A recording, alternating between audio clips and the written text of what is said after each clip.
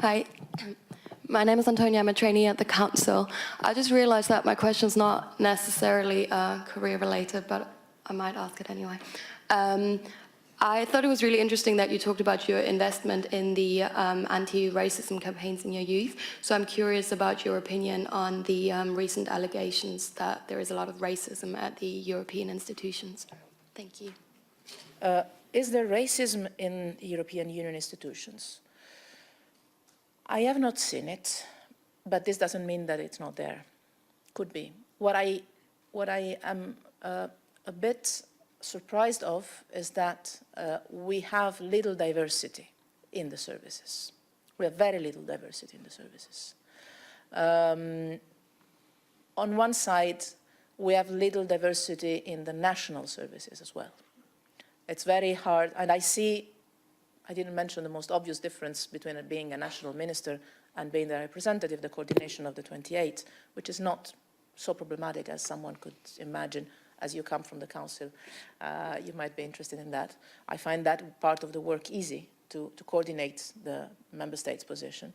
But I see the national foreign services, I see the national defense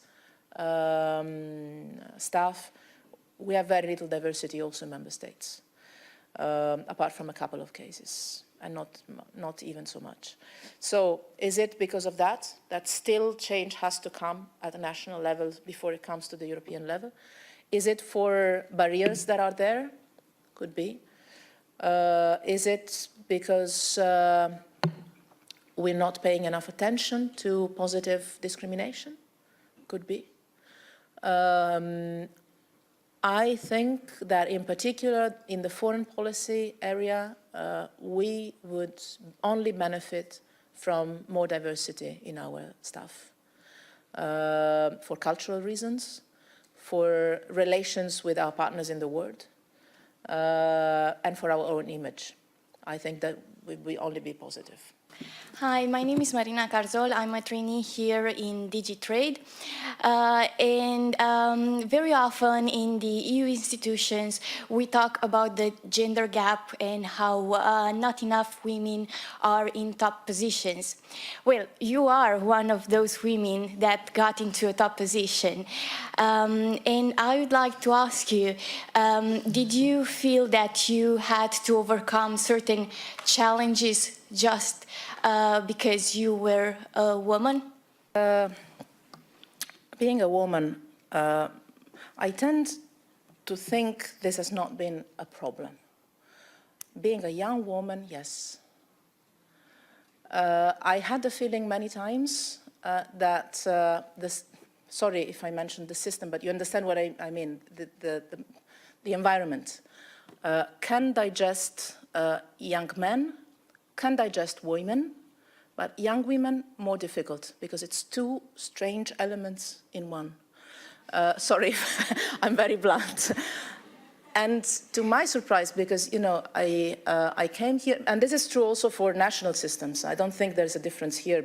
On the contrary, the European environment is much more open than some of the national ones. I don't know all of them, but. So this is true in general, I think, or at least this has been my experience in general. This sense of having to explain that at 40, 42, 44, you're not so young anymore, and in some societies, actually, you're old. You're starting to get old, and especially, if you've started being in Parliament 10 years ago. I mean, this sense of the young girl. Yeah, here comes the girl. Now it's not there anymore.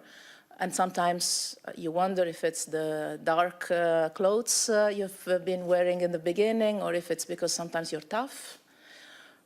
Sometimes you feel you have to be a little bit tougher than if you were a man, to be taken a bit more, not seriously because they listen, but to understand that there are lines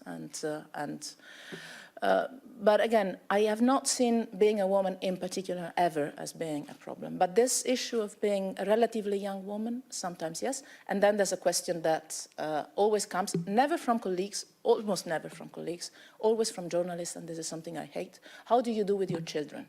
And they never ask this to Katainen that has children or Moedas that has children have my age. Because being a mother and being a father has responsibilities, implies responsibilities, both genders.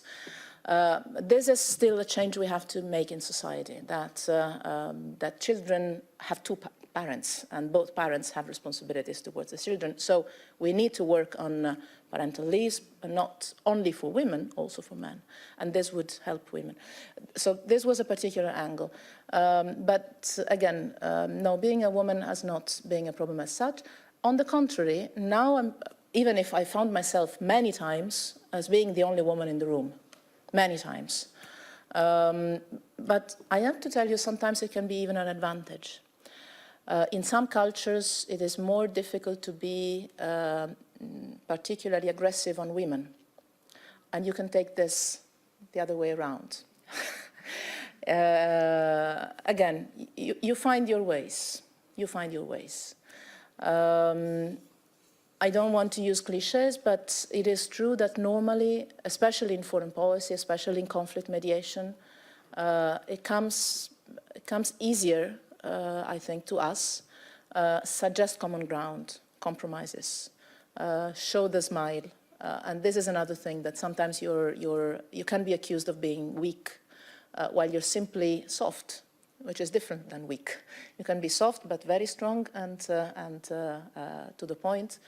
You don't necessarily have to shout or to be unpleasant, but you can stick to the things you have to do well.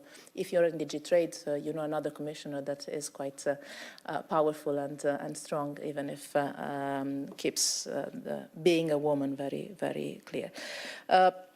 So again, in my experience, there's not been a problem. Sometimes has been a plus.